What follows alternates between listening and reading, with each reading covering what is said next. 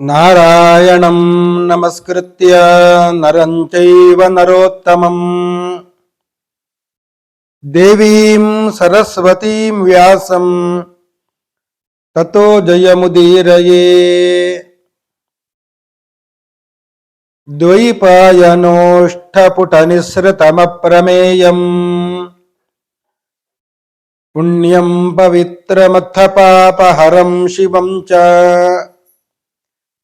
ಯೋ ಭಾರತಂ ಸಮಧಿಗಚ್ಚತಿ ವಾಚ್ಯಮಾನಂ ಕಿಂ ತಸ್ಯ ಪುಷ್ಕರಜಲೈರಭಿಷೇಚನೇನ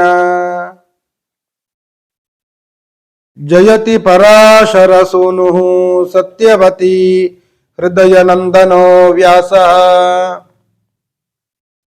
ಯಸ್ಯ ಆಸ್ಯ ಕಮಲಗಲಿತಂ ವಾಂಗ್ಮಯಮೃತಂ ಜಗತ್ ಪಿಬತಿ. ಶ್ರೀ ಗುರುಭ್ಯೋ ನಮಃ. ಹರಿ ಓಂ.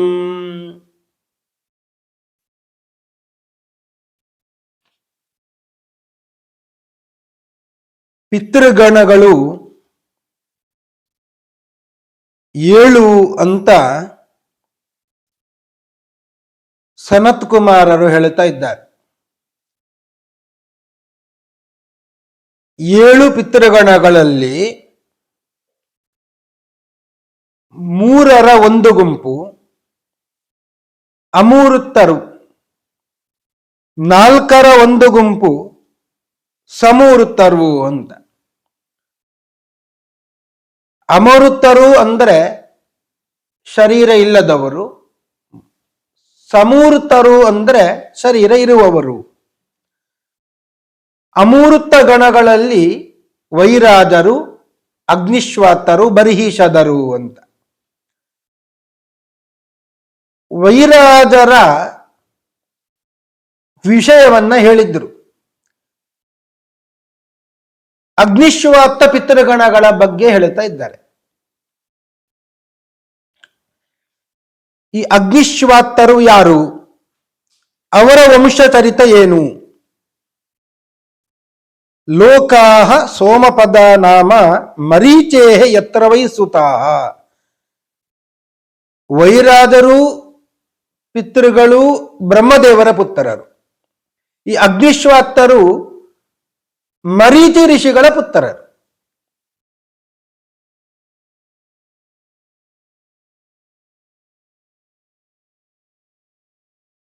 ಇವರು ನಿತ್ಯ ನಿರಂತರ ಯಜ್ಞಯಾಗಾದಿಗಳನ್ನೆಲ್ಲ ಮಾಡುತ್ತಾ ಇರುವವರು. ಇವರನ್ನು ದೇವತೆಗಳು ಕೂಡ ಪೂಜೆ ಮಾಡುತ್ತಾರೆ.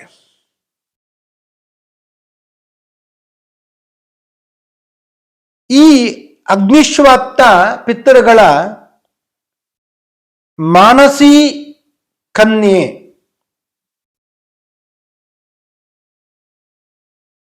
ಯಾರು ಅಂದರೆ ಅಚ್ಚೋದ ಅಂತ ಹೆಸರು ಅವಳದು. ಇವಳ ಹೆಸರಿನಿಂದಲೇ ಒಂದು ಸರೋವರ ಆಗಿದೆ ಅಂತೆ.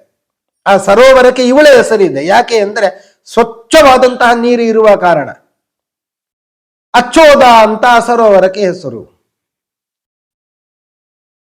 ಅಚ್ಚೋದಂ ನಾಮ ವಿಖ್ಯಾತಂ ಸರೋ ಯಸ್ಯಾಹ ಸಮಸ್ಥಿತಂ.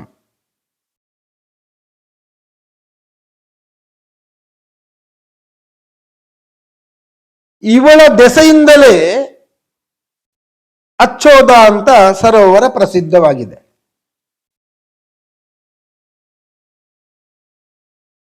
ಈ ಅಚ್ಚೋದೆ ತನ್ನ ಪಿತೃಗಳನ್ನ ನೋಡಿದವಳಲ್ಲ.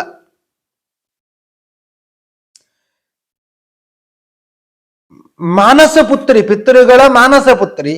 ಈ ಪಿತೃಗಳಿಗೆ ಶರೀರ ಇಲ್ಲ, ಅಮೂರ್ತರು. ಹುಟ್ಟಿದಾಗನಿಂದ ಅವಳು ನೋಡಿದವಳಲ್ಲ. ಒಮ್ಮೆ ಅಮಾವಸು ಅಂತ ಒಬ್ಬ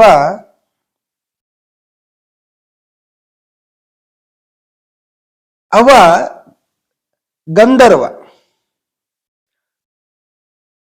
ಒಬ್ಳು ಅಪ್ಸರೆ ಅದ್ರಿಕೆ ಅಂತ. ಅಮಾವಸು ಎಂಬ ಗಂಧರ್ವ ಅಪ್ಸರೆಯಾದ ಅದ್ರಿಕೆಯೊಂದಿಗೆ ವಿಮಾನದಲ್ಲಿ ಹೋಗ್ತಾ ಇದ್ದಾನೆ. ಅವರನ್ನ ನೋಡಿದ ಈ ಅಚ್ಚೋದೆ ಅವರನ್ನೇ ಪಿತೃಗಳು ಅಂತ ಭಾವಿಸಿ ಬಿಟ್ಲು.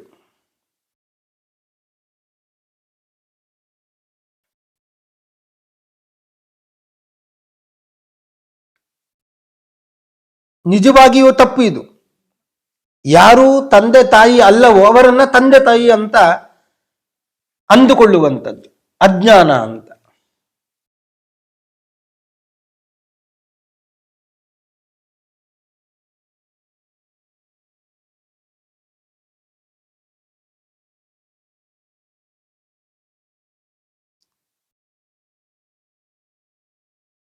ಕೂಡಲೇ ಕೆಳಗೆ ಬೀಳುತ್ತಾಳೆ ಅಂತೆ ಅವಳು.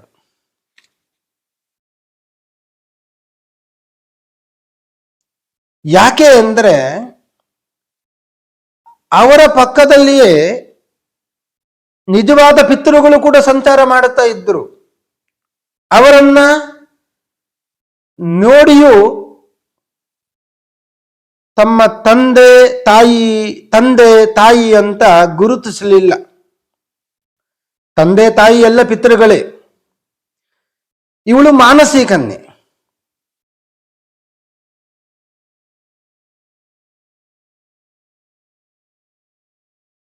ಒಟ್ಟಾರೆಯಾಗಿ ಯಾರು ತಂದೆ ತಾಯಿ ಅಲ್ಲವೋ ಅವರನ್ನ ತಂದೆ ತಾಯಿ ಅಂತ ಅಂದುಕೊಂಡಿದ್ದು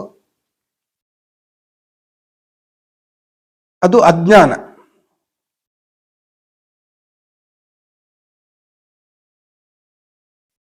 ವಿಪರೀತ ಜ್ಞಾನ. ನಿಜವಾದ ತಂದೆಯನ್ನ ಮರೆತು ಯಾರನ್ನೋ ತಂದೆ ಅಂತ ಅಂದುಕೊಂಡಿದ್ದು ಮಾನಸಿಕ ವ್ಯಭಿಚಾರಕ್ಕೆ ಕಾರಣ ಆಯಿತು. ಆ ಕಾರಣದಿಂದ ಆಕಾಶದಲ್ಲಿ ಸಂಚಾರ ಮಾಡುತ್ತಾ ಇದ್ದ ಅಚ್ಚೋದೆ ಕೂಡಲೇ ಕೆಳಗೆ ಕುಸಿದು ಬೀಳುತ್ತಾಳೆ ಅಂತ.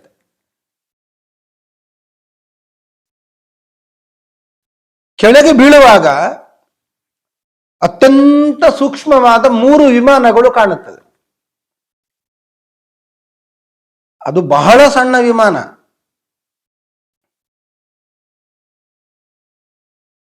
ತ್ರಸರೇಣು ಪ್ರಮಾಣದಲ್ಲಿ ಇದೆ ಅದು ವಿಮಾನ. ಪರಮಾಣು ಅಂತ ಹೇಳಿದ್ರೆ ಕಾಣ್ಲಿಕ್ಕೆ ಸಾಧ್ಯವಿಲ್ಲ, ಅಷ್ಟು ಸಣ್ಣದೇ ಇರುತ್ತದೆ. ತ್ರಸರೇಣು ಅಂದ್ರೆ ಸೂರ್ಯನ ಕಿರಣಗಳು ಕಿಟಿಕಿಯಿಂದ ಬರುವಾಗ ಆ ಧೂಳಿನಲ್ಲಿ ಕಾಣುತ್ತದೆ ಆ ಬೆಳಕು.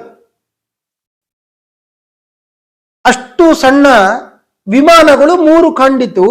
ಅದರಲ್ಲಿ ನೋಡುವಾಗ ಯಾರೋ ಇದ್ದಾರೆ. ಅದರಲ್ಲಿ ಯಾರೋ ಇದ್ದಾರೆ ಅಂತ ಕಂಡಿದ್ದು ಹೇಗೆ ಅಂದ್ರೆ ತೇಜಸ್ಸು, ಅಷ್ಟು ತೇಜಸ್ಸು ಅಲ್ಲಿ ಇತ್ತು ಅಂತ.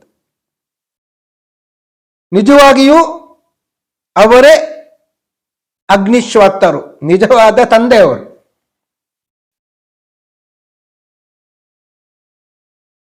ಇವಳು ತಿಳ್ಕೊಳ್ಳಿಲ್ಲ. ಆದರೆ ಯಾರೋ ಇದ್ದಾರೆ, ನಾನು ಕೆಳಗೆ ಬೀಳುತ್ತಾ ಇದ್ದೇನೆ, ನಮ್ಮನ್ನ ರಕ್ಷಣೆ ಮಾಡಿ ಅಂತ ಗಟ್ಟಿಯಾಗಿ ಬೊಬ್ಬಿರಿದ್ದಿದ್ದಾಳೆ ಅಂತ. 3 ಅಪಶ್ಯತು ವಿಮಾನಾನಿ ಪತಮಾನ ದಿವಶ್ಚ್ಯುತ ತ್ರಸರೇಣು ಪ್ರಮಾಣಾನಿ ಸಾಪಶ್ಯತ್ ತೇಷು ತಾನ್ ಪಿತೃನ್ ತ್ರಾಯಧ್ವಂ ಇತಿ ಉವಾಚಾರ್ಥ ಪತಂತಿ ತಾನ್ ಅವಾಕ್ಷಿರಾಹ. ತಲೆ ಕೆಳಗಾಗಿ ಬೀಳುತ್ತಾ ಇರುವ ಇವಳು ಅವರನ್ನು ನೋಡಿ ತ್ರಾಯಧ್ವಂ ರಕ್ಷಿಸಿರಿ ಅಂತ ಗಟ್ಟಿಯಾಗಿ ಆರ್ತಳಾಗಿ ಕೂಗಿದ್ದಾಳೆ ಅಂತ.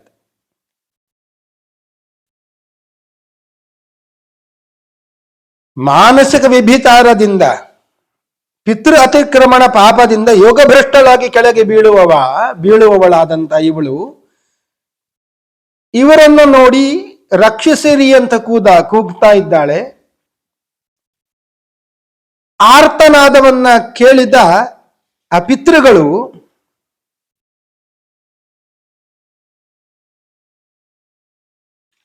ಅವಳನ್ನ ಸಂತೈಸಿದಿ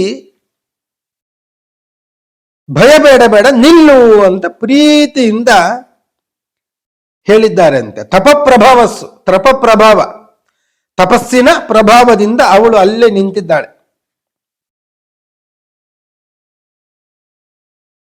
ಈ ಅಚ್ಚೋದೆ ದೈನ್ಯದಿಂದ ಅವರನ್ನ ಪ್ರಾರ್ಥಿಸಿಕೊಂಡಿದ್ದಾಳೆ. ಅವರು ಹೇಳಿದ್ರು, ನೀನು ಯಾಕೆ ಬೀಳುತ್ತಾ ಇದ್ದಿ ಅಂದರೆ, ನಿಜವಾದ ತಂದೆಯನ್ನ ಬಿಟ್ಟು ಯಾರನ್ನೋ ತಂದೆ ಅಂತ ಭಾವಿಸಿದ್ದರಿಂದ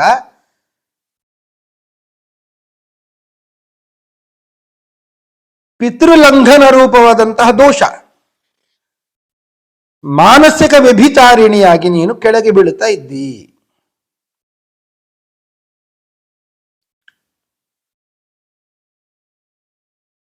ಭ್ರಷ್ಟೈಶ್ವರ್ಯ ಸ್ವದೋಷೇಣ ಪತಸಿ ತ್ವಂ ಶುಚಿಸ್ಮಿತೆ.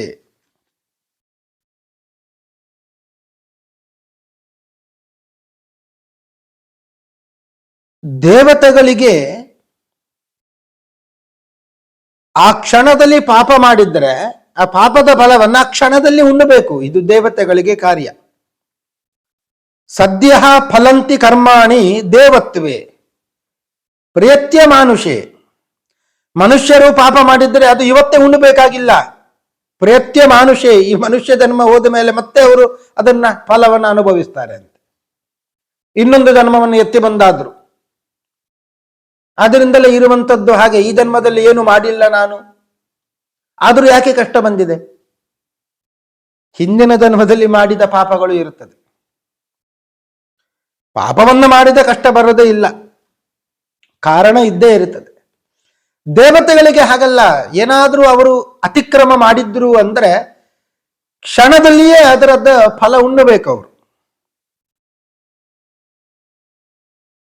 ವ್ಯತಿಕ್ರಮಾತ್ ಪಿತೃಣಾಂಚ ಜನ್ಮ ಪ್ರಾಪ್ಸ್ಯಸಿ ಕುತ್ಸಿತಂ. ಈಗ ನಿನಗೆ ಏನಾಗಿದೆ? ಪಿತೃಗಳ ವ್ಯತಿಕ್ರಮ ಮಾಡಿದ್ದಿ ನೀನು. ಯಾರು ನಿಜವಾದ ತಂದೆಯಲ್ಲವೋ ಅವರನ್ನು ತಂದೆ ಅಂತ ಭಾವಿಸಿದ್ದಿ. ಈ ರೀತಿಯಾದ ವ್ಯತಿಕ್ರಮ ನಡೆದಿದೆ. ಆದ್ದರಿಂದ ನೀನು ಈಗ ಕೆಳಗೆ ಬೀಳುತ್ತಾ ಇದ್ದಿ.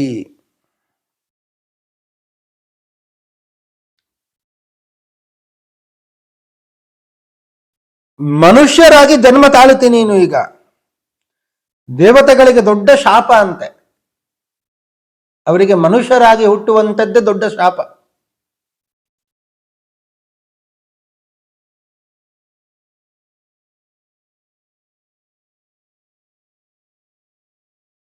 ಭೂಮಿಯಲ್ಲಿ ನಿನಗೆ ನರಜನ್ಮ ಬರ್ತದೆ, ನರಜನ್ಮ ಬರ್ತದೆ. ಜನ್ಮ ಪ್ರಾಪ್ಸ್ಯಸಿ ಕುತ್ಸಿತಂ. ಕುತ್ಸಿತವಾದಂತಹ ಜನ್ಮ ನಿಮಗೆ ಪ್ರಾಪ್ತಿಯಾಗ್ತದೆ. ಇಷ್ಟು ಹೇಳಿದ ಕೂಡಲೇ ಅಚ್ಚೋದೆಗೆ ಬಹಳ ಬಹಳ ದುಃಖ ಆಯಿತು. ತಾನು ಮಾಡಿದ ತಪ್ಪು, ಆ ಕಾರಣದಿಂದ ನರಜನ್ಮ, ಕುತ್ಸಿತವಾದಂತಹ ಈ ನರಜನ್ಮ ನನಗೆ ಬರುತ್ತದೆ. ನರಜನ್ಮ ಬಂದರೂ ನಡೀತದೆ, ಕುತ್ಸಿತವಾದಂತಹ ಜನ್ಮ. ಯಾಕೆ ಅಂದ್ರೆ ಎಲ್ಲಿಯೋ ಹುಟ್ಟಬೇಕಾದ ಪ್ರಸಂಗ ಬರ್ತದೆ ಅಂತ.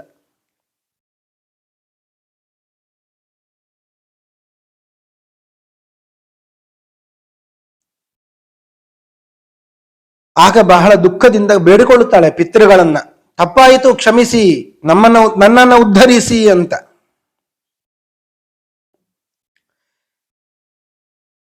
ಆಗ ಆ ಪಿತೃಗಳು ಬಹಳ ಕರುಣೆಯುಳ್ಳವರವರು. ತನ್ನ ಮಗಳಿಗೆ, ಮಾನಸಿ ಪುತ್ರಿಗೆ ಇಂತಹ ತೊಂದರೆ ಆದಾಗ ಅವರು ಅನುಗ್ರಹ ಮಾಡುತ್ತಾರೆ. ದೈವ ಸಂಕಲ್ಪವನ್ನು ಮೀರುವಂಥದ್ದು ಯಾರಿಂದಲೂ ಸಾಧ್ಯ ಇಲ್ಲ. ಇದು ಭಗವಂತನ ಸಂಕಲ್ಪ.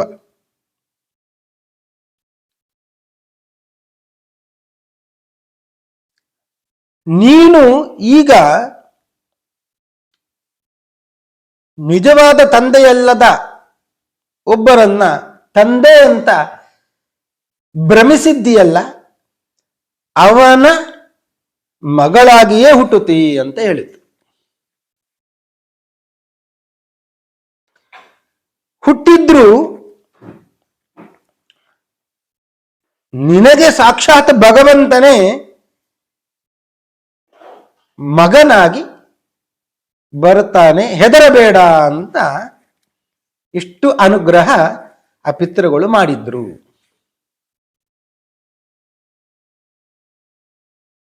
ಮುಂದೆ ಅವಳ ಹುಟ್ಟು, ಅದರ ಕಥೆಯನ್ನ ಮುಂದೆ ನೋಡೋಣ ಅಂತ ಹೇಳ್ತಾ ಇವತ್ತಿನ ಉಪನ್ಯಾಸವನ್ನ ಮುಗಿಸ್ತಾ ಇದ್ದೇನೆ. ಶ್ರೀ ಕೃಷ್ಣಾರ್ಪಣ ಮಸ್ತು.